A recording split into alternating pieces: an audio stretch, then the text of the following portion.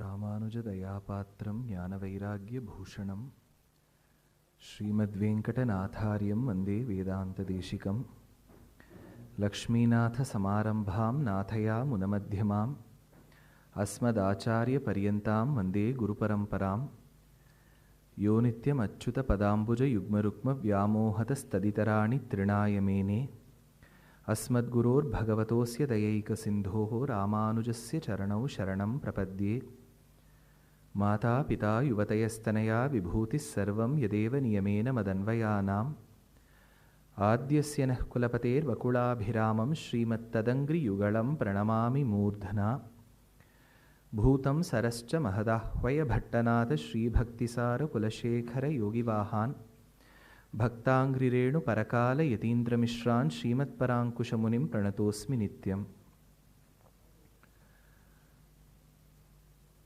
Obeisances to the holy feet of the two acharyas who have been adorning the Peetham of Sringeri Mahasannidhanam, and my respects and regards to the committee members who have been successfully running a wonderful issue called as the Tattva Loka for decades now, and my namaskarams to all the members in the audience here for having graced this evening.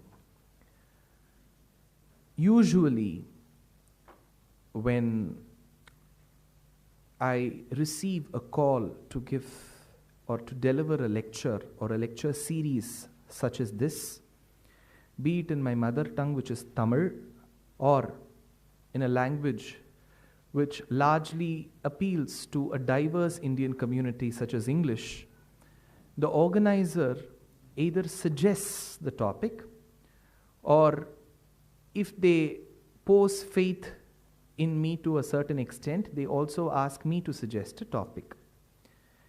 Here, the organizer was gracious enough to tell me that the series have been titled An Onward March to Ramarajya, and the topic which is specific to which you need to deliver is about awakening India through Harikatha. But the beauty lied when there was no abstract to the topic given. So this is where they posed a challenge to me, and I had to conceive the topic, and I'll be presenting the topic in the way that I have thought the topic that was asked for me to present. To this, I am reminded of a beautiful kriti, a composition by a great composer of the Carnatic Trinity called Muthuswami Dikshitar, who celebrates the deity of Tiruvarur. He states in that kriti as this: when there are numerous concerts presented by Vidwans of the highest caliber in and around this venue, you will be put to a task when you have to listen to a line such as this. But I'm sorry, you need to get a recipe of how a composition should not be sung as well. Tyagaraja yoga vaibhavam agaraja yoga vaibhavam raja yoga vaibhavam yoga vaibhavam vaibhavam. So every part of this line is supposed to be meaningful and is also contextual, states the poet. So it develops as this: there is a Vaibhavam, Yoga Vaibhavam, Raja Yoga Vaibhavam, Agaraja Yoga Vaibhavam, Tyagaraja Yoga Vaibhavam. It seems like a Pascal's triangle to those of them who enjoy programming. So here the topic is awakening India through Harikatha. So following the footsteps of a preceptor who has already done a remarkable job, it is awakening India through, because the word through suggests a means, which is upayam.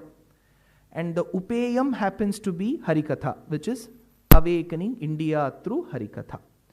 So while we have the Sahasranamam when presented as not something new, Vyasam, Vasishthanaptaram, Shaktef Pautram, Parasharatmajam, Shukatatam, we need to look at the topic also probably this way: awakening India through Harikatha. Probably the first word in itself seems negative in nature, while the last word of the topic seems very positive in nature. So we are moving from one end of the spectrum to the other. This is often referred to as the transition from SN2 to SN1 reaction in chemistry. So you have a transition phase from one end to the other. What is awakening? While I refer to an Acharya who's predominantly present everywhere and who's omnipresent and omniscient to an extent, he is referred to as Google Acharya. He states that awaken is a process deployed mostly as a verb to rise someone who is sleeping. So to a person who is sleeping, I rise that person from, or I remove that person from the existing process that he is into, which is sleeping, that process is called awakening. Interestingly, delving deep into the sleep, one person who contributes to the dictionary states that awakening is the process to waken the person who is in deep sleep, which is slumber.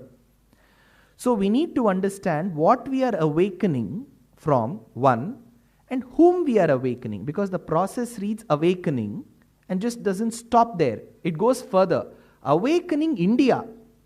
So what is India sleeping on, and why should I awaken that India? Interestingly, on a very technical parlance, a country in itself isn't neither living nor dead. It is the citizens and the constituents of a country who make the country. So while I read Indians, the point is, it is awakening Indians. Indians constitute India. So it is like X and function of X in mathematics. So it is Indians who are a function of India. So it is India, which is first the country, and the constituents, who are the Indians. So let us first understand what we are sleeping on, and why is that sleep not so desirable, and why should we awaken ourselves. And finally, let's deal with Harikatha as an upayam that may help us get ourselves relieved from that slumber.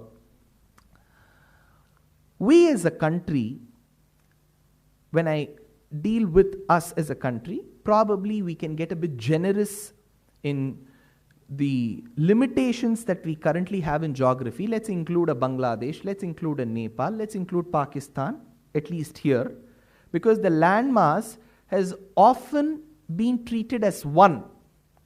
Probably in the due course, due to a lot of political interventions, we may have demarcated ourselves as one country from another, but we have been largely remained as one mass. And all these countries that I have mentioned have a lot of importance concerning our scriptures, be it Srimad Ramayanam, Sri Mahabharatam, all the Puranas, or the Smritis as well, have a large role to play in these regions that I have mentioned. So we have one large region, and we as a civilization have been one of the only managed to living civilizations till date. We have had civilizations quoted by the historians from time immemorial, like the Egyptian civilization, the Sumerian civilization, there was a Persian, there was a Mesopotamian, there was a Chinese, there was a Huanghu. So there were many civilizations, but those civilizations left a lot of traces which are not traceable today in the communities that live on them. So if I go to Egypt today, all that I see are the mummies and the Sphinx and the pyramids, and the people who constitute the nation of Egypt may not be following any of those languages or the culture that was practiced during Egyptian civilization. It's a different religion, it's a different culture. Likewise is the case with the Mesopotamian and the Persian civilization, because Iran and Iraq largely don't follow the customs or the folk tribe or the folklore that existed during the times when the civilizations exist. They are quite different today.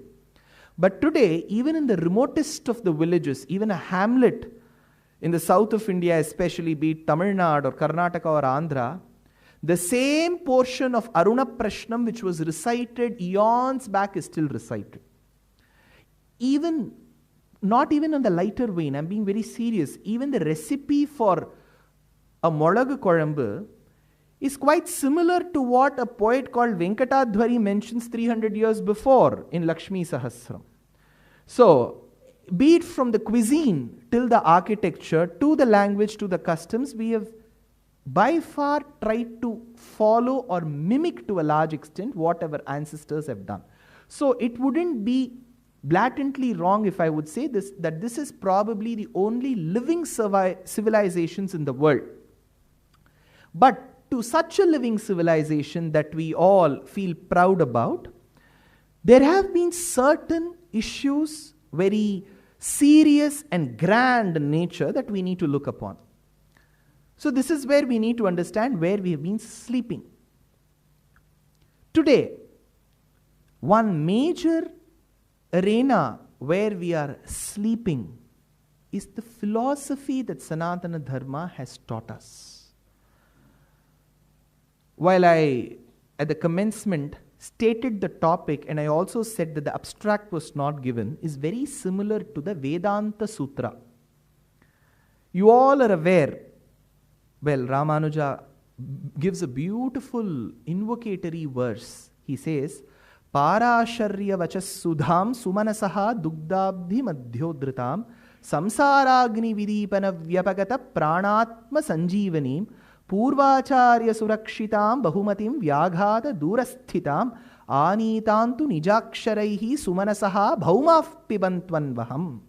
This is the beautiful verse, a benedictory verse that he cites at the commencement of Sri Bhashyam, often treated as his magnum opus, where he says that Vedanta Sutras by Badarayana or Krishna Dvaipayana is the quintessence of Upanishads.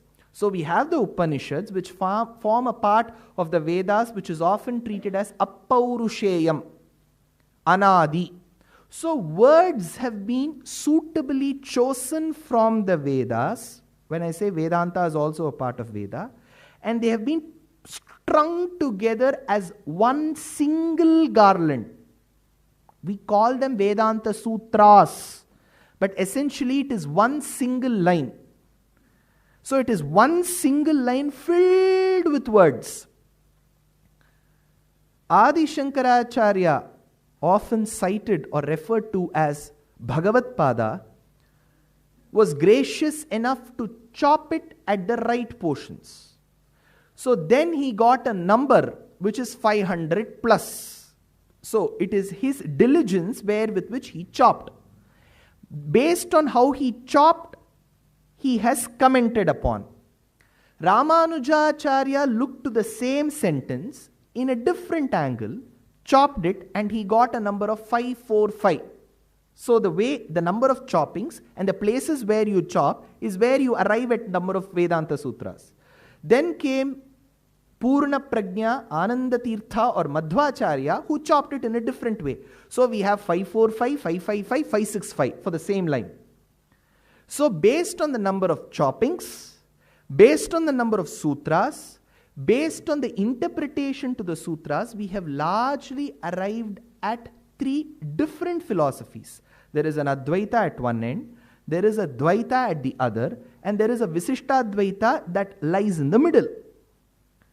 So philosophy is what that largely seasoned our thinkers, our preceptors, and the followers to a large extent.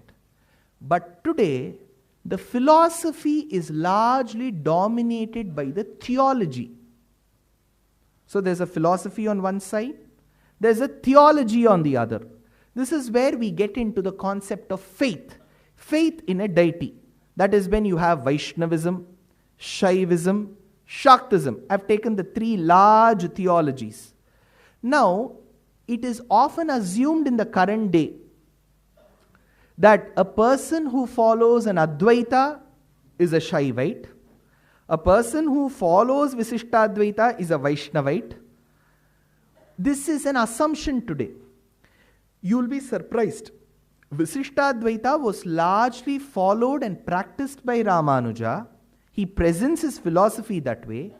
But there have been philosophers later who have called it Shiva Visishtadvaita, where they have married the theology of Shaivism and the philosophy of Visishtadvaita and arrived at one. Same is the case with Advaita. The point that I'm trying to make here is, we as a country have dwelled deep upon philosophies, and we have had preceptors who used to spend years together to delve deep into these philosophies. But today in Sanatana Dharma, we often see the rituals that we see in front of our eyes as the integral part of Sanatana Dharma, taking away the philosophy and the theology from its central fulcrum, the core. One, what does this lead to? When the philosophy is not given its due significance, when theology is not practiced with love, then, and when rituals take more importance than the philosophy and the theology, we become more commercial in nature. I have often referred to this in my lectures, and I have been trolled upon severely for this. I have often stated that our preceptors had multiple problems than what we have faced today. We may face one set of problems, they had their own set of problems. So problems is an integral part of human life, probably even the animal life. So that has come since time immemorial. 150 years before, my great-grandfather's great-grandmother would have also had her own set of problems. So would that be in your cases too. But how many of them ran temple after temple to get rid of the problems that they have faced is a big question today. They faced problems. They knew how to get rid of those problems. The way to get rid of those problems was to accept that they had problems. This was as simple as it. We often think that horoscopes show the planetary positions in our life which thereby affects our life, causes problem in our life only today. The same Rahu, the same Ketu and the same Shanaishchara would have thrown their set of problems at people who held those horoscopes even 150 years before. But I am totally sure that none of our ancestors had the economic viability nor being imprudent to run temple after temple. Going to temples was their love. Going to temples was not out of a nature to get rid of their problems. So today, being mutually exclusive with philosophy and theology has put us here. So this is where we are sleeping.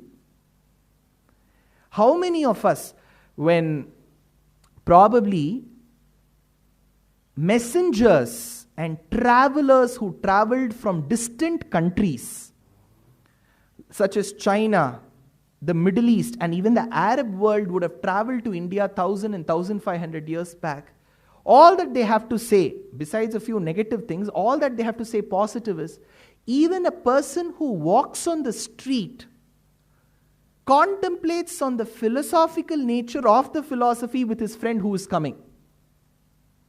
But today, in how many of our households we even discuss what Adi Shankara has to state in Brahma Sutra Bhashyam?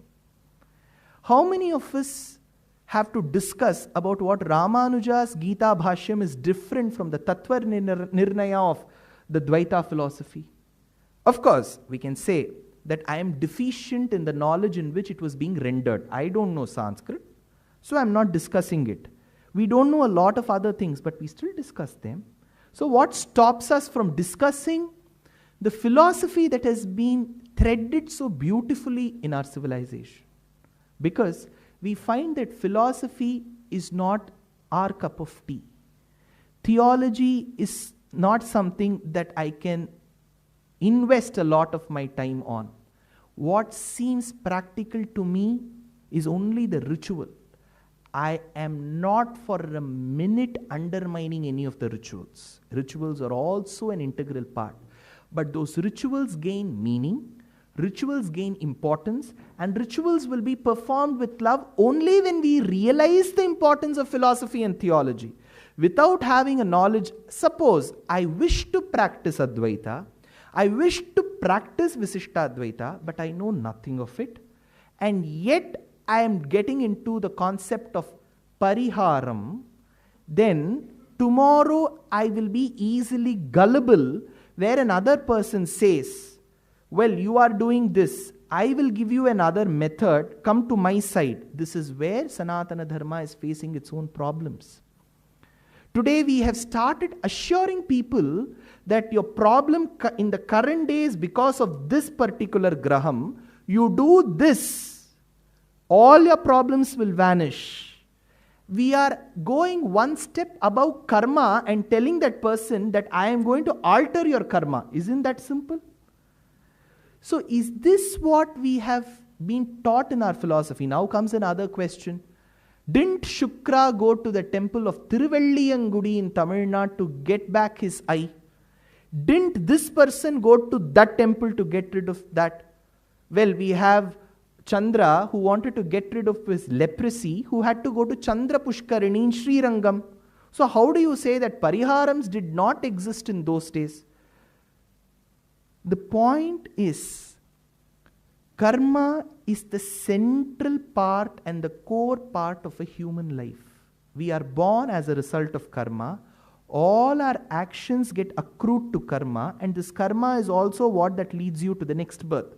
So my current state of joy or suffering is because of karma, no doubt. But to some extent, the karma's effect will not be felt by me if I indulge myself in devotion. People say that if you say there is no pariharam, there is no concept of emancipation, why should I first of all devote my time to God? If He is not able to solve my problems, why should I make time for God? Making time for God is not to make myself only happy. So that I don't realize the intensity of my problems is where I try making time for God. So here, we are sleeping on philosophy, we are sleeping on a theology, we are concentrating more on ways that will get us emancipated from the problems that we are facing. This is one. The second, we have for a large time of our civilization, of Sanatana Dharma, been a community that goes to temples. There has always been an eternal debate which says that Vedic times never prescribed to temples or idol worship. It is only after the Itihasas, Puranas came into picture that the concept of temples have come. So there was no concept of temple worship, there was no concept of even creating a form or an idol of the god. Vedam talks largely about Parabrahman. This is where we need to understand that Chandogya Upanishad, for example, states, Apranaghat sarvayeva suvarnaha hiranya smashruhu hiranya keshaha tasya yatha kapyasam pundarikam evamakshini. It talks about a beautiful form to the Lord with a mustache, with a beard, with eyes like that of the lotus. Of course, Sanatana Dharma in its outset doesn't lay stress that idol worship or probably worship of the Lord through a murti is the only way to knowledge, but it is also one of the ways. So when agamas come into picture, and thereby as a result of agamas we have temples both in the Shaiva tradition as well as the Vaishnava tradition. Today, temples which are supposed to be enjoyed by us to give us bliss again have become a point of tick mark. On a very, very personal note, I have a lot of my relatives who have bought the book titled 108 Vaishnava Divyadeshams, and they have a strong ever-flowing ink pen which they keep ticking upon after visiting the temple, and the status states that I have visited all the 106. Just 2 more to go. I'm quite surprised. 150 years before or even 100 years before, I'm sure my great-grandmother didn't have the economic viability to cross the boundary of Sholingar. She lived in Velur. Going to Sholingar was a task. Going to Tirupati was a feat. And if you travel to Badrinath, it was as if a Jivatma had gone to Moksham and returned back. Because the Upanishad state, Nacha punaravartate, nacha punaha avartate. Once the Jivatma goes to the abode from where there is no return, it never returns. But imagine a person going to Badrinath, Badrikashramam, 100 years back. It was a task. Well, we can always cite an Adi Shankara, Ramanuja, who walked to Badrikashramam and to Muktinath. Well, at periodic intervals, we have divine interventions who are treated as divine beings. So let's not put us at par with them. But to a normal, primitive mortal who existed even 100 years before, going to a temple was a task in itself. Today, without even addressing the point of the beauty of architecture, I'm sure Chitra Madhavan, a good friend, would have delve deep into the architecture part of our temples where we don't have time to relish. I'm not talking about these days. 1,000 years before, Nanjiyar, who was a student to Parashara Bhatta, in his commentary to Thiruvaimozhi states, திருக்கோயிலுக்கு வந்தவர் யாரும் குதிரை ஓட்டம் கண்டுமா போலே ஓடவுமாம். People who used to visit Srirangam in those days used to run to the sanctum and get out like horses that get inside the places where they have to rest. பட்டரோ ஒவ்வொரு தூணையும் பச்சாசாக கொண்டு கட்டிப்பிடிப்பர், he tells. Whereas my Acharya would celebrate the architecture and the nuances of every pillar and hug. So he thereby states that a temple is just not a place where your God dwells. It is the place where you seek bliss. Enjoy every moment in the temple. I don't know how many of us do. Probably here some of them may do. It is for that reason that you wanted more and you have been attending. But in a city which has over 1 crore population, probably Chennai's population is half of the largest state in the US, which is Texas. And in a city that enjoys a population, we have a certain number of people attending the lecture. The reason is, probably we find that bliss is found in something else and not in temple. So temple today has become a place of worship. Whereas in Sanatana Dharma, temple is a place that gives you bliss. Even a simple pradakshina can do wonders than what you get inside the sanctum sanctorum could do. Kulashekara Alvar, at the commencement of his prabandham called Perumal Tirumozhi, states, after doing a pradakshina, while doing, he states that the devotees would relish and cherish the beauty, the Divya Mangala Vigraham's beauty, and they would talk and discuss with each other, so much so that the emotion would choke up to their throat and the tears would start running down their cheeks. Bashpavari paripurna lochanam. And the tears would just fall on to the ground, which had lot of sand, and it was finely ground sand. With the mix of the salt-contained tears would then turn into clay.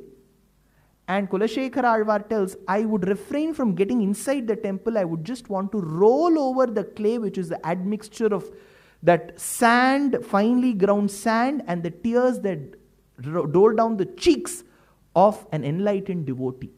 So to him, the worship is not the process. It is the experience what he got inside a temple. So with philosophy, with theology, with the very presence and experience of being inside a temple, we have been sleeping. Another point, which is the topic of current day, and especially now in the music season, is arts. It's a very, very engaging debate these days, and it's often an unfounded conclusion that music and Sanatana Dharma now in the current day has become mutually exclusive. They say there is no relation of music of our ancestors to Sanatana Dharma. It is very, very surprising and at times even shocking to see many of them state that it is the ragam that dominates the composition, and given the beauty of the ragam, I can even sing on a toothpaste and a brush. And I'm sure we'll have people who buy tickets for such concerts too. Because as a practitioner of music and as a person who relishes music, I have come to a conclusion, and I call it prudence when I state that music and Sanatana Dharma are mutually exclusive. I'm sorry, they have their opinion, they have the right to exercise that opinion, while I have mine, and I am of the firm opinion, whether you all agree or not, I've been given the stage so I can firmly voice my opinion, that music is common to the world. It is in the ownership of human beings. I agree. When Krishna played the flute, Kandru inangalum seviyattagillave, tells Alvar. Even the calves, which are often cited as products of the creation that have no relishment of music, even they would stop chewing grass and they would intently listen to the music. So music as a therapy, music as an art can be practiced by anyone and everyone. I absolutely agree. But to very well say that music and Sanatana Dharma have no relation is where I beg to differ. We may have not had Ananda Bhairavi in Samavedam, but Samavedam in itself is music.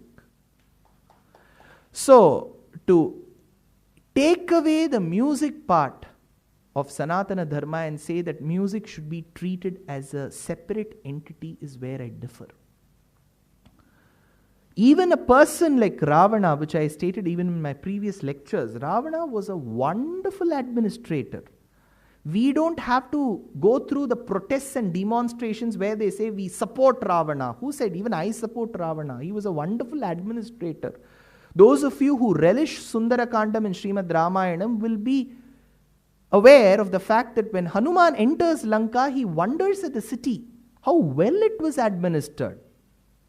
Give due credit even to an Asura or a Rakshasa. We have never refrained from it. Ravana was a wonderful administrator. Hanuman wonders at one instance. Will Rama be able to win over Ravana looking at the way he administers his city? Kamban tells, Nitta niyama tozhil mudithu neduvanathu uttamar uranginargal yogigal tuyindrar mattamadavem kaliru urangiyadu uranga pittanum uranginan. Lanka was so very well administered. He was a wonderful Vainika. He played the veena. He was a patron of arts. He was absolutely a believer. He believed in Lord Shiva. Though we don't have exclusive references to it, we have versions of Ramayana found in other Puranas such as Padma Puranam in detail talk about how Ravana was a devotee to Lord Shiva. So Ravana as an administrator, as a patron of arts, as a believer, he excelled. We don't have any point of conflict with the person who says, I am a supporter of Ravana. The point where we differ is, he was stung by the Me Too movement. So he didn't act in prudence with how an administrator and a king of his caliber should prove to his people through his character. He was a big flunk in his character. Not Sita was the last victim. We have lines in Aranyakandam where Shurpanaka tells, she gloats about her brother. She tells, my brother Ravana violated the wife of Takshaka in the city of Bhogavati. She tells in Valmiki Ramayanam. At the commencement of Yuddhakandam, there are 3-4 instances where it is clearly mentioned that he violated a lady called Ramba who was a damsel. He violated a lady called Vedavati. All this is there. So while there are pros to it, there are cons as well. So here, today, in the current day scenario, we have very, I don't know if it's a campaign, I don't know if it's the intent, or it has just happened by itself. We have started keeping away music from religion. It's very sad. Very sad.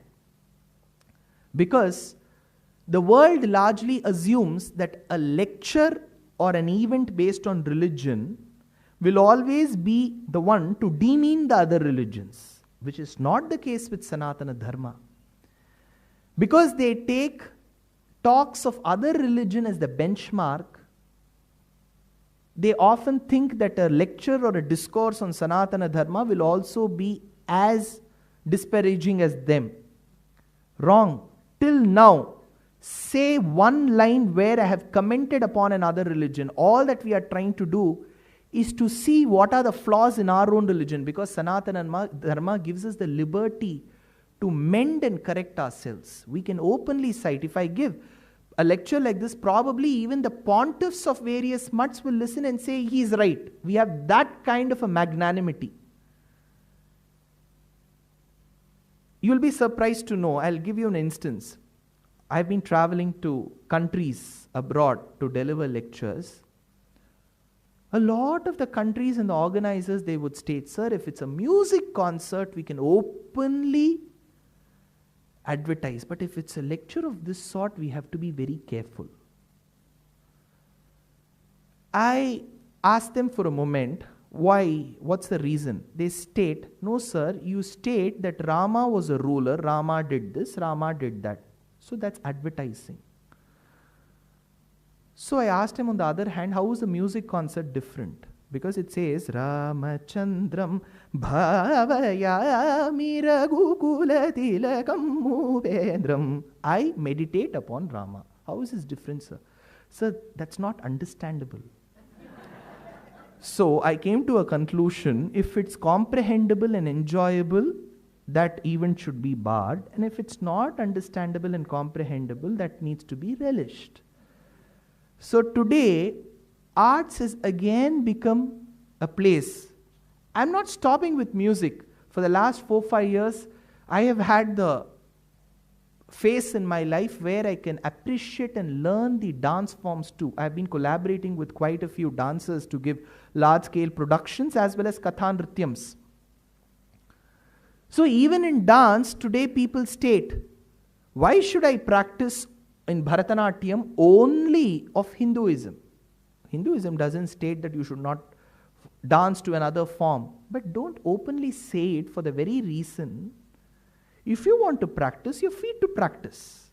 The religion doesn't stop you. There is no one monitoring body in Sanatana Dharma who will issue a death sentence on you. You're free to practice. But the point is, when you openly declare it, you have a preconceived notion that the religion is stopping you.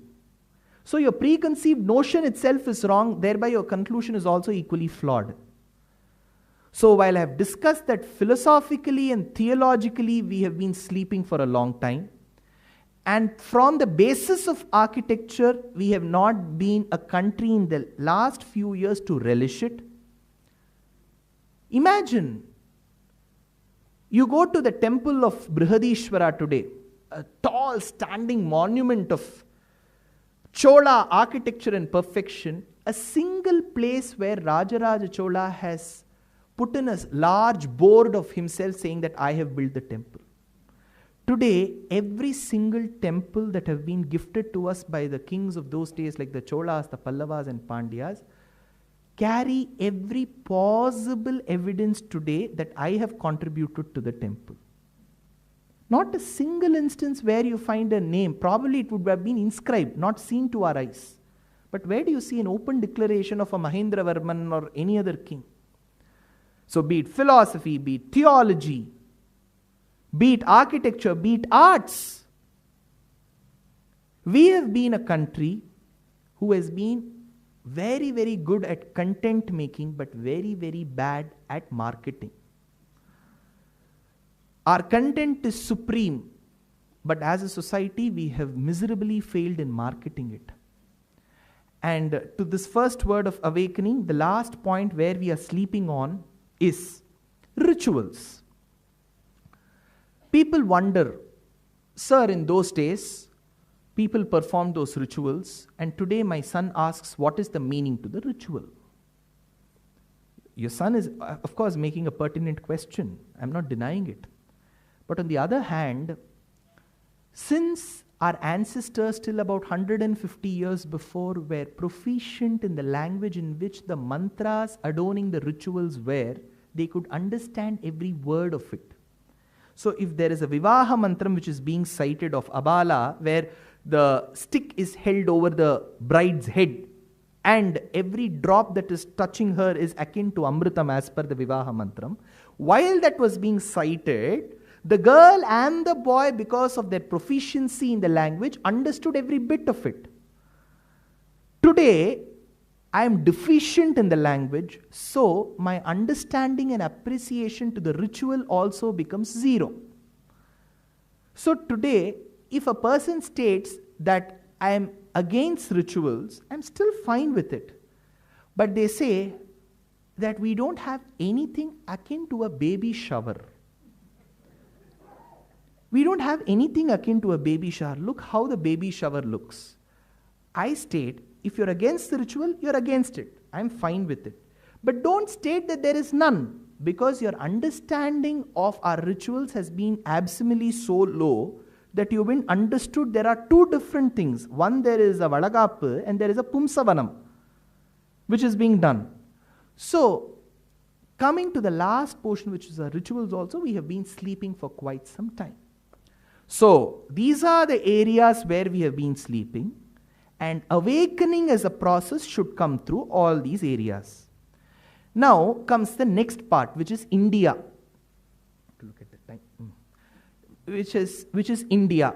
As I've stated at the commencement, India as a nation, of course the Indians constitute it. What is that which is a problem with India too, with Indians too, is we have heterogeneity or the option of plenty, which is a blessing and a curse in itself. If one section of Bharatam states that the Muhurta Samayam for a marriage is in the early morning, there is an opposing statement which comes from another section of India which states the mid of the night is the...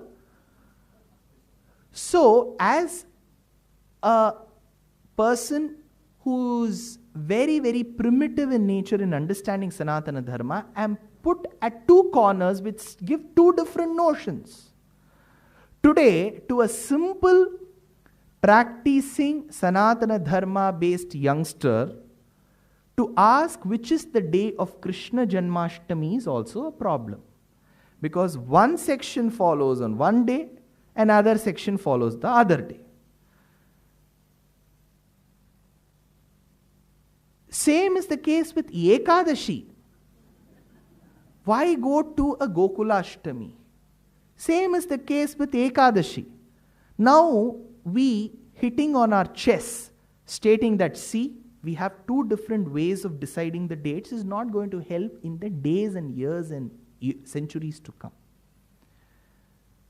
Well, there is a solution abroad to this, the closest Sunday. So you don't have to fast on an Ekadashi, you don't have to celebrate a Krishna Janmashtami. The Sunday which is the closest to that day is the day. Well, if we don't come to an intellectual consensus, some people say it's an oxymoron in itself. If you come to a consensus, intellectuals don't, or intellectuals never come to a consensus. If there is liberty given to me to coin a phrase called intellectual consensus, and if we arrive at ways that will help the generations to come, it's futile for me to talk about the days when Vedanta Deshika lived, when Ramanuja lived. The reality is we are not in those days. There are centuries to come. And how are we going to build that intellectual consensus? See, it is very tough to come to an intellectual consensus in philosophy.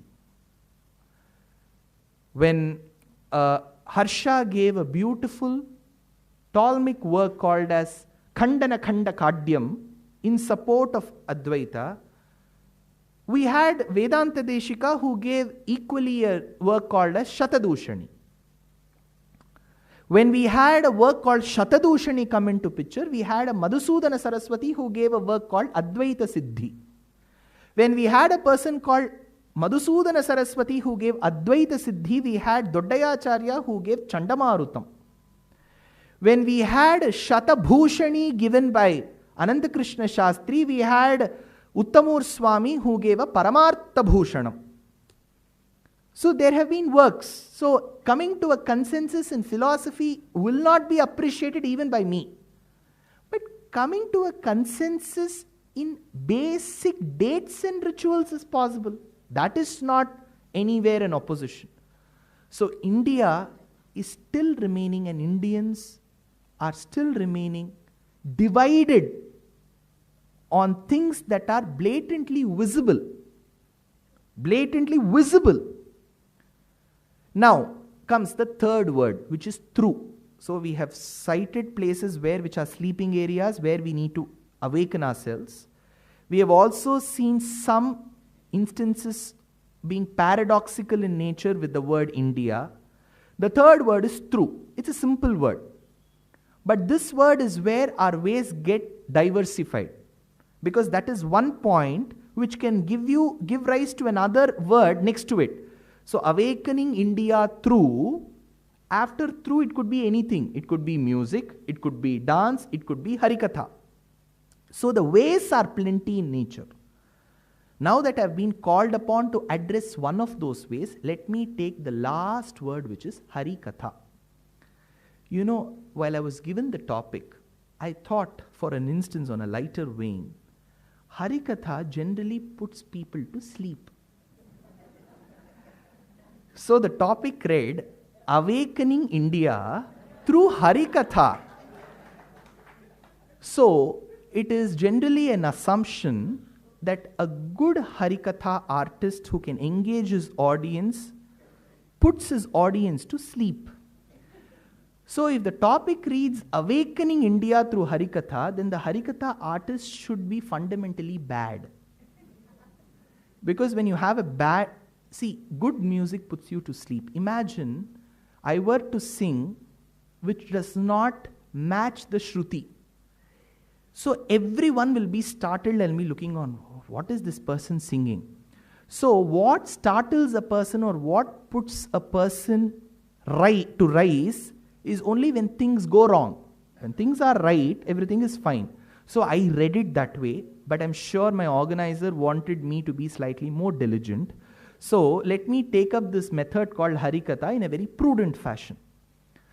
Harikatha has been often construed as the art of storytelling. But I need to take this word one step further. Let us divide Harikatha into 4 large sections. We have a Harikatha, we have a Sangeeta Upanyasam, we have an Upanyasam, we have a Kalakshepam. There are 4. So there's a Kalakshepam, there is a Upanyasam, there is a Sangeeta Upanyasam, and there is a Harikatha. I would put them in a pyramid, and I would put Harikatha at the bottom of the pyramid. I would put Sangeeta Upanyasam above it, Upanyasam above it, and finally at the first layer comes Kalakshepam. This is just in the order in which the skills of the artist have to be deployed and nothing to do with the first being the best and the last being the worst. It is as simple as a Maslow's hierarchy. Every level in a Maslow's hierarchy is important, just that when it is attained. The same is the case with emotional intelligence when you deal in HR management. So we have the first layer, which is Harikatha. We have for long time been told that Harikatha started during the times of Maratha kings who ruled Tanjavur and later it flowed. Historically, it is relevant. But as a practitioner of Sanatana Dharma, to state that Harikatha was founded during the times of Maratha kings called Serfojis in Tanjavur is being a bit illogical, because Kulashekara Alvar in his last decade in Perumal Tirumozhi states, Tan Saridattai Thane Padakattu. Rama was one lucky person, fortunate one, who could listen to Ramayanam being sung by his very own sons. Kulashekara Alvar states. So while they sang and narrated, I would still call that Harikatha. And they were literally doing it before Hari. So it was a Hari Katha. Same is the case with Narada Maharishi. There are about 6 full compositions, of which 2 are found in Prahlada Bhakti Vijayam by Tyagaraja, 4 in his normal compositions, totally 6, where Tyagaraja cites the importance of Narada Maharishi, who tells that Narada was one of those propagators to use an instrument, music, and narrating to tell about Hari. So that is also Harikatha. Varanaradanarayana smarananandanu bhavamugala. So he too narrated. So this art of Harikatha has been a part of Sanatana Dharma for long, but probably it got a certain structure during the Maratha kings. So Maratha kings and later the practitioners, and then the practitioners later, we have known Saraswati Bai, Banni Bai, Annaswami Bhagavatar, Yambar Vijayaraghavacharya, the great doyen T.S. Balakrishna Shastrigal. They've all been practitioners of Harikatha.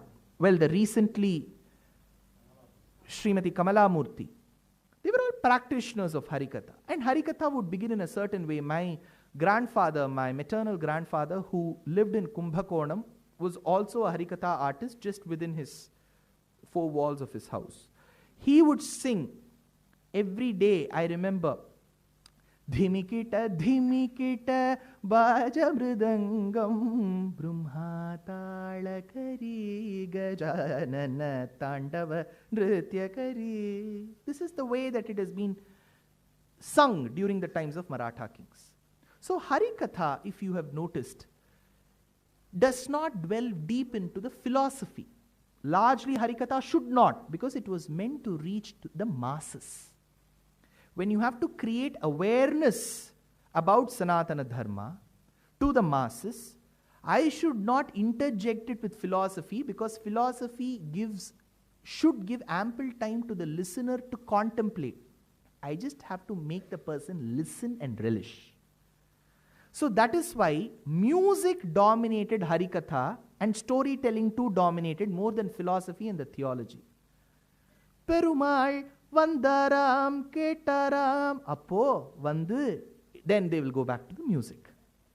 Because they have to stay in that Shruti for a very long time. Because you speak at a certain Shruti, you sing at a different Shruti. Suppose I am singing at 5 sharp, I cannot talk at 5 sharp. I have to come back to 1 sharp. But to retain myself there, even my narration will have to stick to that Shruti. Dhimikita, Dhimikita, Perumal, Appo. I cannot come to Perumal. You seeing the gap? So Harikatha was majorly a musical form of narrating stories. So this is at one part of the pyramid. Then came Sangeeta Upanyasams, which did not seriously follow Harikatha. I would call Balakrishna Shastrigal's form more of Sangeeta Upanyasam than a Harikatha, for the very reason that he also spoke little on the philosophy. He wanted people to think. Then you always had the Upanyasams, which was complete narration, and it had its own musical tinge only in citing or reciting verses. There is where we have another doyen who came into picture, Upanyasa Chakravarti Sengalipuram Anantarama Dikshitar. He would talk and he would sing those verses. Agre pashyami tejo nibidatarakala yavali lobhaniyam appadinu Perumal anda edathula. So that was the way he would deploy. Then of course you had Kalakshepam.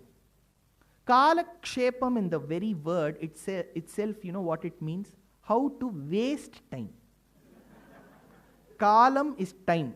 Kshipa means to throw or waste. So Kalakshepam means wasting time. The word literally means that. But why would they use the word is?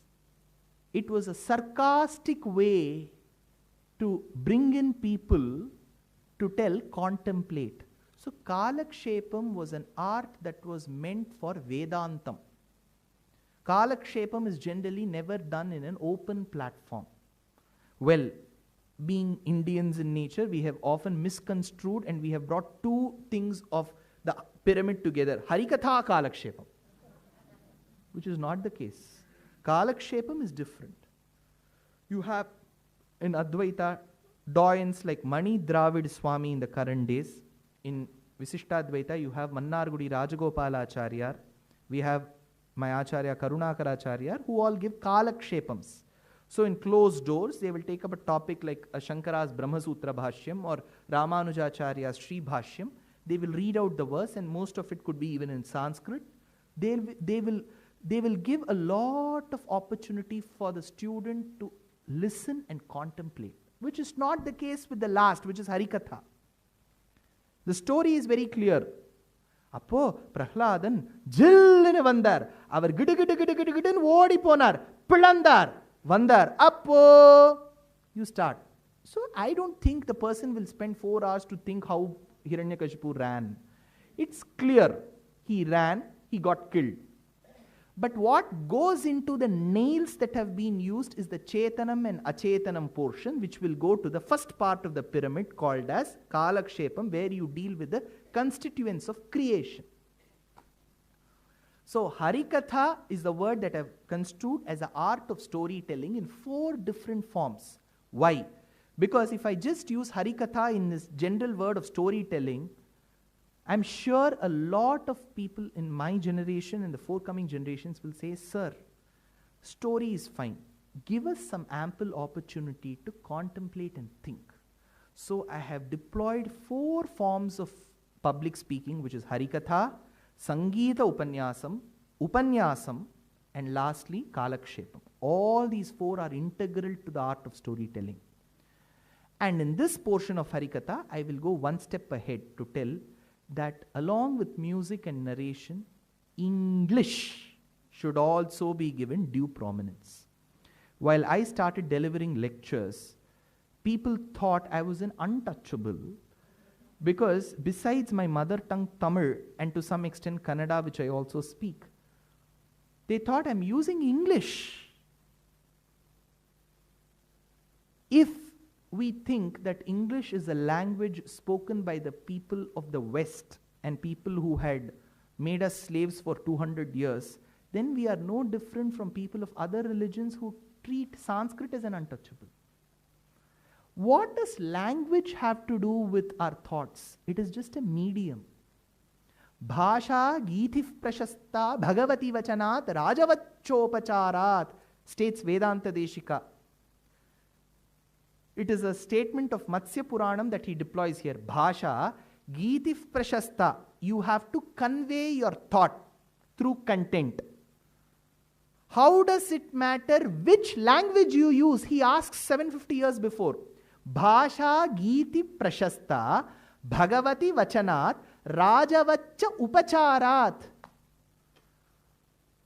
So it's high time that we realize that a large section of the overall Sanatana Dharma community, be it in the metros or the diaspora that lives abroad, is eager to know the content but are deficient in languages in which it is being rendered. A person 3 days before writes to me from Bengal, sir, it is very rare to find people talk about Sri Bhashyam of Ramanuja, but you're speaking about that in Tamil. Give us a lecture in English, which was diligent. He didn't say give a lecture in Bengali. I will take years to learn that language. Or if he has to learn Silappatikaram, he'll take another 5 years to learn Tamil. So I need to find a language that is common to both of us. Now here, especially in the geography that we live, even that common language is an enemy. So where are we leading ourselves to? So awakening India is to get we the Indians from the slumber of not contemplating on philosophy, not contemplating on theology, not appreciating architecture, to keep arts away from Sanatana Dharma, back to light, to say that arts is an integral part of Sanatana Dharma. Architecture in temples is what that gives us bliss. Philosophy and theology is what that needs to be discussed, contemplated, learnt upon. And Harikatha in its 4-stage process should be deployed by various artists. Now comes the last portion, which is consensus even in our Puranas and Itihasas. I spoke about a consensus in the rituals and dates, that is on one side. Even we have a problem in the consensus of strong, relevant, very pertinent stories. I will give you one example and I will tell you how our scholars have been in those days prudent enough to solve that problem. In Srimad Ramayanam, in Sundara Kandam, we come across an instance. Hanuman flies all the way from Bharata Desham to Lanka. He hasn't seen Sita before. Of course, he, along with the other monkeys, conveyed to Rama that we sighted a lady crying for help while she was flying across our region, and she threw certain jewels upon us. Of course, he states, but he doesn't know who that lady was. Of course, Rama and then Lakshmana confirm that it has to be Sita looking at the jewelry. So the point that I'm trying to make is, Hanuman had never seen Sita before, neither her nor the profile photo at least. He, being a Naishtika Brahmachari, goes all the way to Lanka because of the love and the dedication that he had towards his job and love for Rama. He goes there. He spots Sita under the shade of a tree called Simshupa. He then talks to her. He tells her that he has come all the way from Bharata Desham as a messenger of Rama. Sita initially resists. She is being very, very careful in now checking the person's identity, which she didn't do before. Now she is very careful. She tells, tell me, how are you supposed to be the messenger of Rama? Vanaranam naranam va katham asit samagamaha. You are calling yourself a monkey. You are one. My husband is a human. When did humans become one with monkeys? Vanaranam naranam va katham asit samagamaha. That is when Hanuman tells, I will try my level best to clear your doubts. Rama and Lakshmana, who came in search of you, Mata Sita, befriended my leader called as Sugriva. They had an MOU. Sita Kapindraha Kshanadacharanam Rajiva Hemojvalanopamani Sugriva Rama Pranayaf Prasange Vamani Netrani Samam Sfuranti. Your beloved Rama helped in getting us our kingdom back, restoring the wife of Sugriva back to him, called Ruma. Thereby, we were indebted to Rama, and we had to in turn help Rama in his mission to search upon you with our army. So I have come. As a result of it, he shows the ring. She accepts the ring. Grihitva prekshamanasa bhartu karavibhushanam Bhartaram ivasamprapta Janaki mudita bhavat. She couldn't express her joy, for it reached its zenith. In the bell-shaped curve, you reach a point where it reaches the top pinnacle. The commentator Govinda Raja, in his commentary called Bhushanam, goes to an extent where he states that she was so elated upon receiving the ring. Had Rama been placed next to his ring, she would still chosen the ring than Rama. She was that happy. Now she wasn't given a choice. Given a choice, she would still choose the ring over Rama. Well, on a very comical note, he states that this ring of gold was gifted to Rama by Sita's father. So she was more careful in protecting her father's hard-earned money. Well, this continues. After Sita receives the ring, it's now her turn to convince Hanuman that he had seen the right lady. First, Hanuman was of an assumption that she couldn't have been a lady, for she had no tail. He had just seen the she-monkeys. She wasn't one. So later she had to convince Hanuman that it is the same lady whom he has come in search for. That is when Hanuman asks her, Mata, can you give me something, some abhijnanam that reminds Rama that it is yours? That is when she gives the gem-studded hair clip called Chudamani. That is when Hanuman asks, Mata, can you cite some instance which I can confidently go and narrate to Rama, where he will be completely relieved that I have seen you, that I have seen Sita? This is where she cites an incident called Kakasura Vrittantam. This incident happened in Chitrakuta. It should have come in Ayodhya Kandam, not even Kishkinta or Aranya, in Ayodhya Kandam. Because upon the guidance of Bharadwaja Maharishi, Rama chooses to live in Chitrakuta on the banks of river Mandakini. Giri Sanushu Ramsyase. So it should have come in Ayodhya Kandam. But there is a cut portion there, Control X, and a Control V here in Sundarakandam. Sita cites this. So, as per Ramayanam, Sita is the one who narrates Kakasura Vrittantam to Hanuman. Point number 1.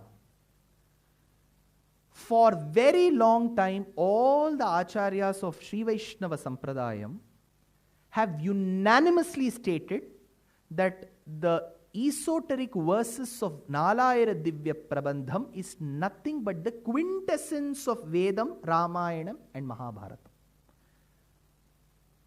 So undoubtedly, there is no difference, is what Acharya state, because Vedam states Ajayamano Bahudha Vijayate. Prabandham states Pirappil Palavirappu Peruman. Tasya Yatha Kapyasam Pundarikameva Makshini. Vedam states Anaitulagum Tolum Aravinda Lochanan, tells Alvar. So for very long it has been proven that Alvars are never in conflict with the rishis. But you know what happens in Divya Prabandham? Periyalvar, in Periyalvar Tirumozhi, gives one decade where he tells Hanuman to be giving a lot of instances to Sita to say that he is the messenger of Rama. It is the other way around. There Hanuman states, Chittiraguda Tiruppa Shirikakkai Mulai Tinda Tirindodi Attirame Ramavo Ninnabhayam Yendralaipa Attirame Adan Kannai Aruttadum Vor Adayalam. So in Alvar's Prabandham, Hanuman is giving this Kakasura Vrittantam as a proof to Sita. We may all state, how does it matter, sir? Finally, Kakasura Vrittantam is stated. How does it matter if Sita has narrated that to Hanuman or Hanuman has narrated it to Sita? Correct? But this is where I'm getting back to the point.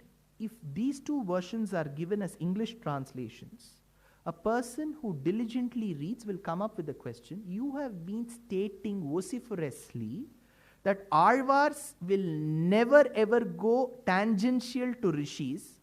If the Rishi Valmiki has stated that Sita narrated this to Hanuman, Alvar should have also followed that. Correct? See, questions in the Quora.com. I don't know how many of you go to Quora. Every damn question is raised. So this is a question. How do we come? There are various such instances. I'm just quoting one. How do we come to a consensus? This is where my grand preceptor, my Acharya's Acharya, Pracharya, Abhinavadeshika Uttamur Swami, who was the resident of Tyagaraya Nagar till about a few decades before, has given a wonderful answer. He states, look at Sundarakandam of Valmiki first, because we often come to conclusions even without reading every word. Look at Sundarakandam. You know what happens? Hanuman comes to Sita, gives the ring. Sita cites this incident of Kakasura Vrittantam. You know how she does? This entire incident comes in a set of 20 verses in Sundarakandam. Go and check. The first 7 verses, you know what Sita does? She narrates it as if Rama is standing in front of her. See, how should I narrate if I have to tell? If I am Sita, I'll be telling Hanuman, you should remember that Rama and myself, we were once living in Chitrakuta. This is the way I recite. But she does it in a different way. She takes up to a different conversation style, which we also often do. See, I've been to my friend's mother's house. You know, she would state, Dushyant, if you don't stay in my house today and you don't have food, auntie will get angry. I will be wondering, Auntie, who? Auntie, who? Me, she said. So she will put herself in a third person. What should she say? I will get angry. She'll say, Auntie will get angry. So I have to think philosophically, who is the Pratibimbam of this Jivatma? Finally, it will be the same person. So you know what Sita does in the first 7 verses? She tells, Rama, you will remember that after you had gone on hunting the deers and you brought the flesh, I was drying the fish. Do you remember, Rama? This is how the verses come. She is not narrating it to Hanuman. She is keeping Rama in front and talking to him. 8th verse onwards, she narrates it to Hanuman. Hanuman, later Rama wanted to sleep on my lap. He kept his head, placed his head on my lap, and he was resting for some time. That is when Kakamatra, Vasavaputraha, the son of Indra, who was just a crow, came and he saw my flesh, and he came with his sharp beaks and hit on my bosom. As a sign of it, drops of blood started oozing from his beak. This comes till the verse 14. 15th verse onwards, she again gets back to the conversation where she tells, Rama, finally you will remember. So, 3 sets. The first conversation is of Sita to Rama, keeping Hanuman as a third person. Second set is where she's talking to Hanuman directly. Third set, again like the first set, she's keeping Rama in front. What does this indicate? As per grammar, Uttamur Swami states that the first and the last portions where Sita has narrated it to Ram in front indicates that these 2 incidents were not known to the public. Whereas the central portion where she narrates straight to Hanuman was a very well-known fact around the world. So Alvar cites the crow coming and hitting upon the chest from the central portion of her conversation, not the top, not the last. So if it is a well-known fact around the globe where she has deployed Hanuman as the person who's listening to it, then it doesn't matter if Hanuman is citing it as an instance. Again, the point that I'm trying to make is our preceptors have done a wonderful job in researching Madhuram Madhuraksharam, every word. But today, look at the state where we are. If some youngster comes and asks me after my lecture, Sir, tell me, I don't understand Sanskrit, sir. I can't read Tamil, but I'm very much interested in Sanatana Dharma. I would like to know the Ramayanam, the work, in totality, deep. Tell me one book in English, sir, that will give me. I have to put my head down.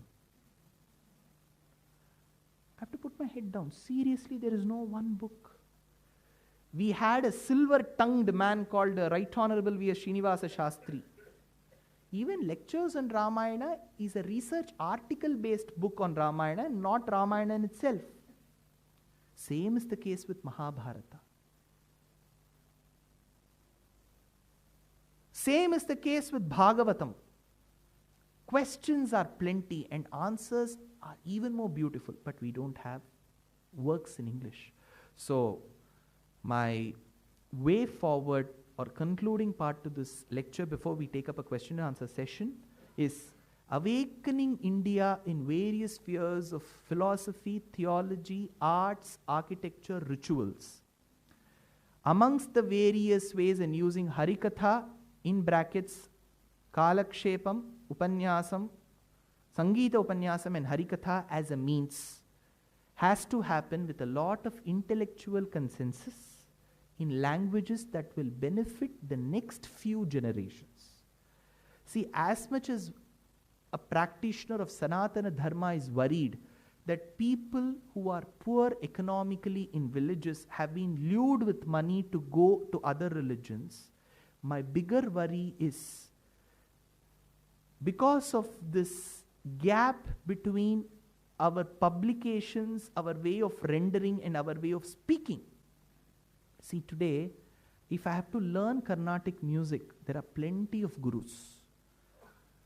That's why you have plenty of people singing today. Lot of youngsters doing a remarkable job.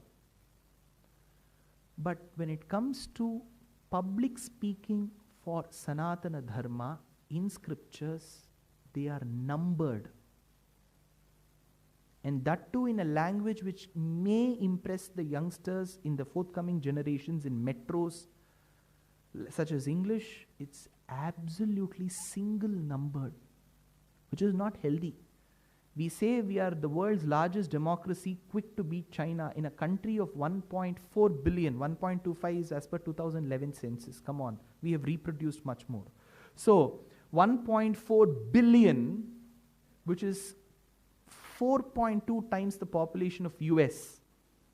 1.4 billion, of which supposedly a 70 to 75% a Sanatana Dharma following, whether believing or not believing is different, following population, which itself comes to about close to 1,000 million.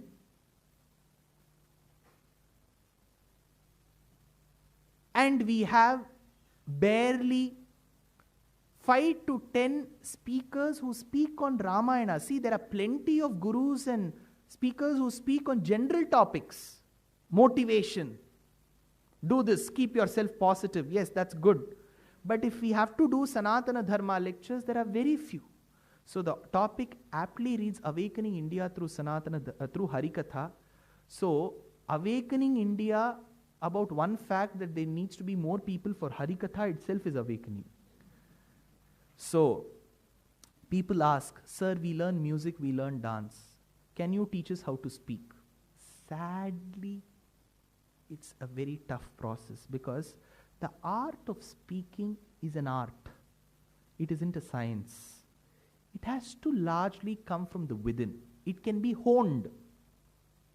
It can be polished. Probably, let's get a bit sophisticated. It can go to a finishing school. But it has to come from within. It isn't as, I wouldn't call it simple, it isn't as well laid as music or dance. You learn to this extent, there is an arangetram. To this extent, there is a kacheri. There is nothing like that in Harikatha, especially Upanyasam or Kalakshepam word. So, awakening of India in these spheres could happen, and we can march ourselves to Ramarajyam, because trust me, the art of speaking is what that converts a lot of our aspirants and followers to votes too in this country. So speaking can be used, and especially in Sanatana Dharma, it should be deployed very strongly, and we should have more people come to this. And again, on a lighter vein, when I started speaking, a lot of them thought, they could have been right. They just thought that he would have had arrears in his degrees. Probably that would have gone unaccomplished. His parents wanted him to become an engineer. He failed as one. He looked to options around him. None of them accepted him. And he has landed in the art of storytelling. So they could be right, because, when a lot of people ask me, sir, we heard you studied at BITS. I would correct them. I say, I was at BITS. I don't know if I studied. So, well, there's a saying that if you hit a stone upon another being in Chennai, it often doesn't fall on a dog but on an engineer. I am one such. So I outnumber the beings that are supposed to be loyal. Here, there should be more people for Harikatha. They should sense the beauty of Harikatha. They should sense the beauty of Kalakshepam, and they should come more. And English should no more be treated. I was so happy when he said that you're going to speak in English, because when somebody looked at my chart and they said, you're going to speak in English in Chennai. So I thought they're supposed to be mutually exclusive. No, wrong. What's wrong in speaking in a language as long as it can aptly convey the thoughts that I wish to? It is just a medium. So with all this, probably a Ramarajyam can be achieved. Interestingly, Ramarajyam exclusively doesn't have any chapter in Srimad Ramayana. We have 3 instances. One, where it says at the commencement of Balakandam how Dasharatha ruled his kingdom. That could be a fitting example of how Ramarajyam should be. One. Second is where Bharata comes to Chitrakutam, and when Rama questions, Bharata, I trusted you wholeheartedly. Are you administering the kingdom in these ways? That is the second instance. Third, at the commencement of Uttarakandam, where there are verses cited of how during Rama's regime, people were happy about his administration. So put together, you can kind of arrive at a very close to perfect administration. There's nothing called perfect administration, close to. But since Rama was the scion in those days, probably the Rajyam acquired his name. We had able kings during the times, before the times and during the times of Krishna too, who were able kings. But Ramarajyam is treated as a common word for the proper way of administration and governance, to which the knowledge imparted to the praja, the constituents of the Rajyam, is equally important. And that is where Harikatha is used as a mode. So awakening India through Harikatha, through all these modes, using Harikatha as a medium, will help us achieve a better geography with better administration. So that is what we are doing as an onward march to Ramarajya.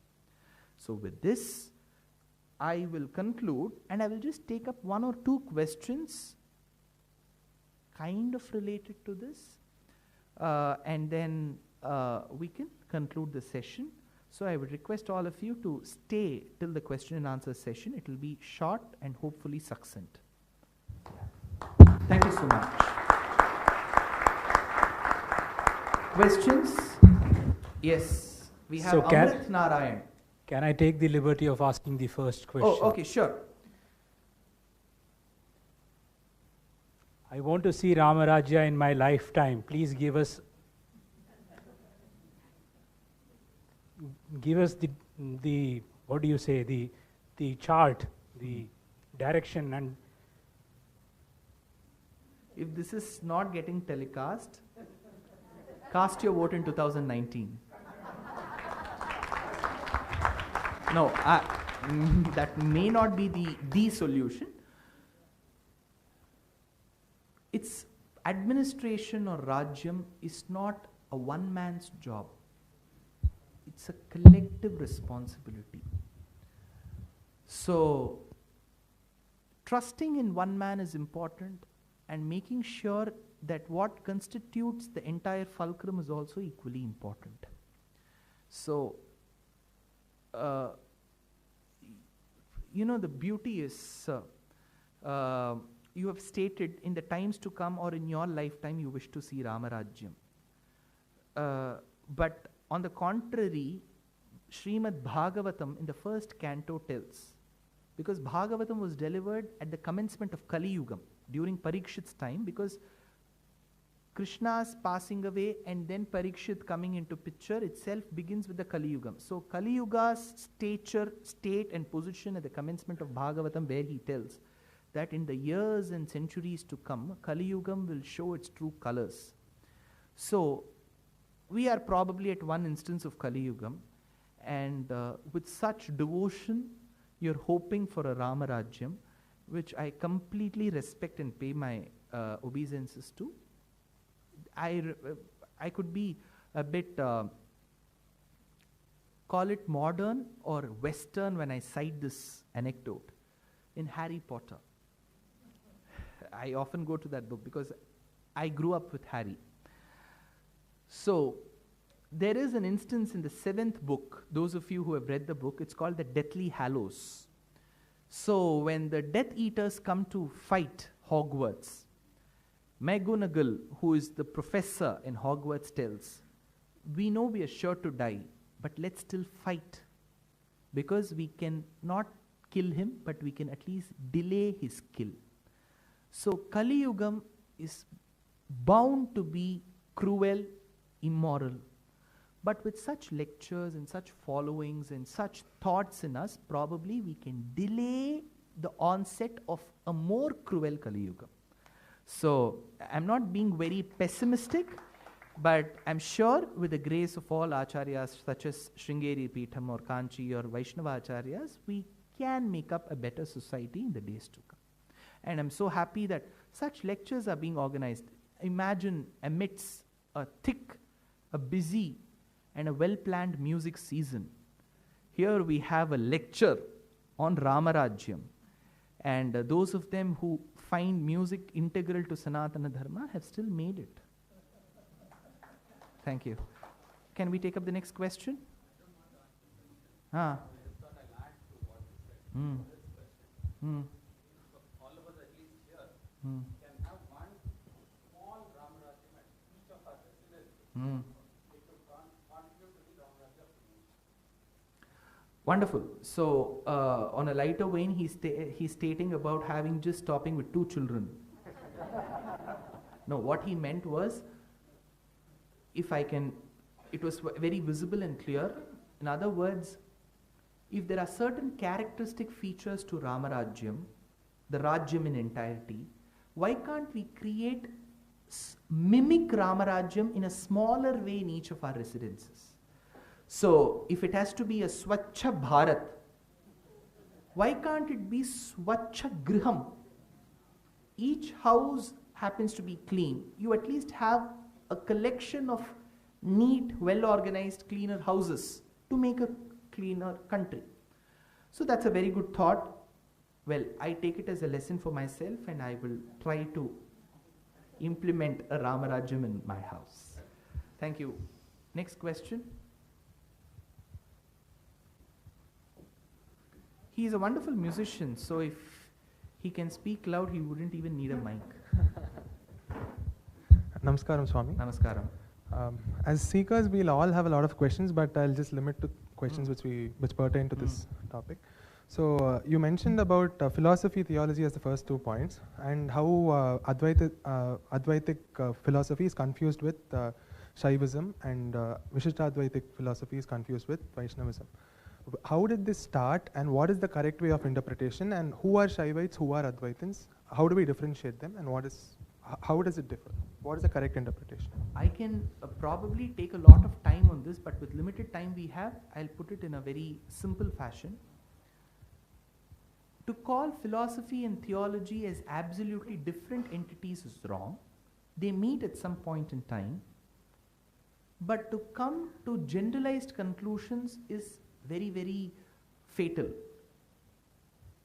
This is what I stated.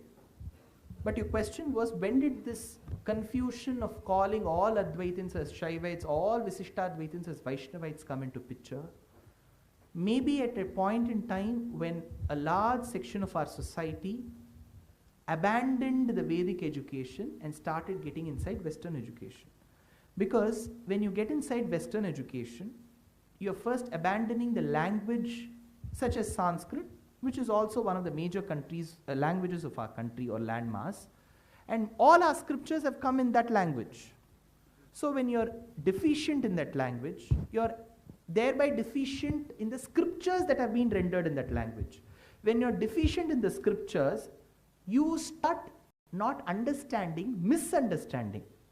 So when this misunderstanding comes is when such preconceived notions and wrong conclusions dawn upon. I'm sure 300 years before, when probably there was no question of getting into a government job or a private job existed, and a lot of people followed what their ancestors did, then this confusion wouldn't have arisen. This confusion would have never come. But today we have gone largely away from the languages and the scriptures, reading of scriptures, discussing scriptures. So I would call it as a product of the last 100 years. And concept of Vaishnavites and Shaivites, yes, historically there have been a lot of debates, to some extent even political interferences in both the theologies. But that did not stop from one temple having both. If you take Chidambaram with his Tiruchittambalam, the fulcrum of Shaivism, where all Nayanmars have celebrated Lord Shiva, it is at one point where you see both Shiva and Vishnu. So though they have been treated as two different theologies, practitioners have appreciated both. Whether the statement of equating both as one came into existence in the last 50 years after Ponniyin Selvan is a different thing. But there have been disagreements, but it has not gone that illogical as what it is going today. There have been differences, there have been books. But a lot of the Divyadeshams, if you take, for example, Tirukkalvanur of the 108 Divyadeshams, where the Lord resides as Adikeshava, is inside, next to the Sanctum Sanctorum of Kamakshi. If you take up Nilatingal Tundattan, it is in Ekamreshwara's temple. If you see Mahendra Girinathar of Lord Shiva, he is inside the temple of Tirukkurungudi near Tirunelveli. So there have been temples that have celebrated both. Whether they've equated is different, but they have celebrated both. So again, that would be the tiffs which have been exaggerated has been a product in the last 100 years, before which I am sure such things never existed. Appaya Dikshita, who vociferously lamented that he was born as a Samavedi and not as a Yajurvedi, because Sri Rudram comes in Yajurvedam. He wonders, I am a Samavedi. He was a staunch Shiva devotee, but that didn't stop him from appreciating Lord Varadaraja and Varadaraja's Tavam. And Vedanta Deshika, who is known to be a vociferous Vaishnavite, speaks high about Dakshinamurti, Dakshinya Ramya Girishasya Murtihi, he states. So, in the last 100 years is where all these imprudent ways and debates have arisen. There is no correct form. No, Advaitins, Visishta Advaitins are also Advaitins. Visishta Advaita.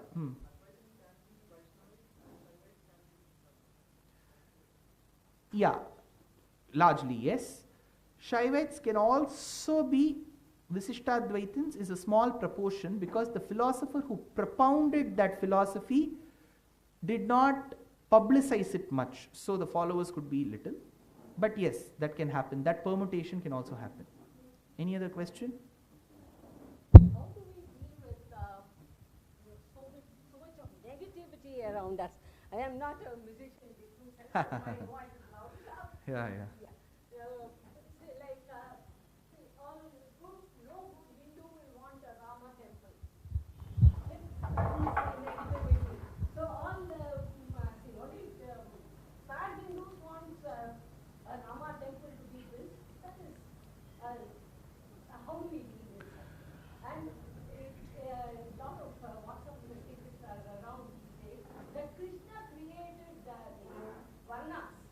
And in a particular verse he says all women, Vaishyas and Shudras are all singers. I mean, such things are going around. So how do we deal with such things? Coming to the first part of your question, ma'am, where there was a comment made by a politician. I'm not getting personal, nor am I citing his name, about this, a good Hindu and a bad Hindu. The fight for the temple, as far as my understanding goes, is not to state that without the temple, Ramayana or Rama will die or will vanish into oblivion. But the fight for the temple or the assertion to build a temple is more to prove that communities which have for long been narrated and described as peaceful and charitable have not been so. Yeah, so that itself is an awakening to an extent to tell. I'll give you another instance, if I can. I hope it gets construed in the right way in the YouTube as well, because they're posting it on the YouTube. historians will agree. We had Chitra Madhavan here, we would have had other historians speak as well. There's a road called the Masjid Road in Pallavaram, and there's a masjid there. Till this, we don't have a problem at all. It's a country where we believe that every practitioner has the right to practice the religion. But you'll all be surprised, the masjid is actually a Pancharatha's cave of the Pallava times. It's been proven. You can check upon that. So, if I would state this today, a lot of them will find this news to them, and they may not even want to check. But we have for very long time said that practicing one's religion is no harm, but it should not be at the cost of destruction of the other. So, Rama temple in Rama Janmabhoomi is just a fight for establishing the fact that there is a lot of damage that this religion has undergone, and it's just one way to come to a consensus. So, this question of good Hindu or a bad Hindu doesn't arise. Even a bad Hindu would want the temple. As simple as that. So, a bad Hindu would want, a good Hindu would also want. So, this word good and bad may be a product of the immaturity of the person who has spoken. So, let's not take it that seriously. Second, are the WhatsApp messages that come. There are verses, there are lines in our scriptures which, when taken in silos, may seem as if they are getting a bit patriarchal in nature or abusive in nature. But it is always prudent and diligent on the part of the reader to read a work in its totality and not in silos. If I read the 12th verse of the 6th chapter in Kishkinda Kandam, I may come to a conclusion. But I neither have the capability nor time and efforts to read the work in totality. This is true for any book. Any book. So, again I would suggest, well, your concern is very valid that such WhatsApp messages may go or send wrong signals to a practicing Sanatana Dharma person too. My suggestion would again be the topic of the day, Awakening India through Harikatha. See, in a land where today we want to know more about our religion, we have 3,000 concerts in the season and 21 Harikathas. So, unless and until a large section of our organizers feel the need for creating an awareness to the audience at various genres, just not one varna, just not one community, it has to go through communities. Unless and until they see this, they don't realize if this doesn't happen, even the art form will also face a backlash in the years to come. So, it should happen. Hopefully, by your blessings, there'll be more youngsters who will practice this art. Do we have a question? As you said, you want to have more youngsters to come forward in practicing this art. What is the ways of finding it, like we go for a Carnatic musician to learn something like that. Even though you said it should inborn or it should come from the inside. But in any other way, we can choose people and practice so that that develops in a big way. Very short form before I conclude, just an answer to your question is, music or dance has become very attractive to a large section of youngsters because they see no opposition in the way it is being rendered. But when Harikatha or storytelling or Upanyasam or Kalakshepam comes into picture, the existing artists or people who render this art form should be very careful in catering to the needs of the current generation. While I can be an example in itself, when I started rendering Upanyasams in 2011, a lot of them felt that my the examples that I cited were more modern in nature, and they were not akin to the examples cited by Sengalipuram Anantarama Dikshitar. Well, over a point of time, they had to adjust to my style. They had no other go. My strong feeling is, you want people to understand, appreciate, enjoy, and cherish. You have to relate to them. It's very, very important. If an Anantarama Dikshitar spoke or gave an example of a grinding stone called Ammi in 1960, and I give the same example today, my audience will be left clueless, because there is no Ammi today. So the art form itself should transform in such a way that it caters to that generation. One. Second, though I may have my personal beliefs in philosophy and theology, I should neither superimpose that on my audience, nor should I abuse the other philosophies and theologies. Getting abusive or getting very critical of others is also equally bad. I have no authority to term Shankara's Advaita is wrong and Ramanuja's Visishtadvaita is right. I can probably say that these features of Visishtadvaita appears convincing to me, but I have no right to abuse. Third, as speakers, if we have to attract more youngsters and inspire them to taking up this art form, we should not be bothered about the lifestyle of such people. I am happy that while I rendered discourses in Bombay, in Chembur, 2-3 youngsters used to travel all the way from Panvel for hours together and come. They would come in their office attire with a shirt and pant. I was so happy and delighted to see them. And if I would rather get very critical about their wearing panchakacham and coming to a lecture, I will lose on them. Attire may appear cultural, I agree, but that shouldn't dominate the very interest that the youngster is showing. Probably that youngster can look at us, can look at others and get inspired to wear certain things. That's his or her interest. I should not tell that the woman should not come in a chudidar, she should come only in a 9-yard sari. I am nobody. I am seriously nobody.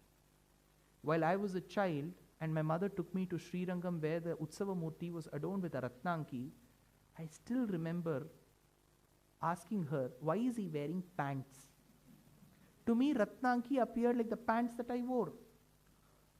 So she diligently put it as the divine pants to me.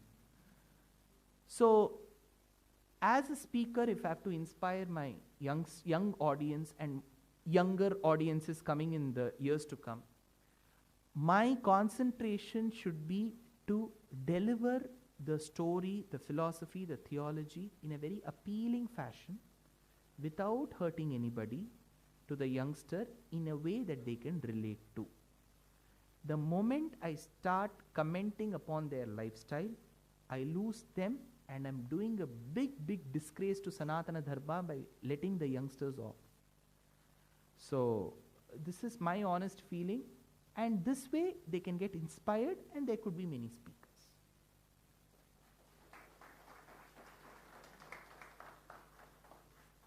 Thank you.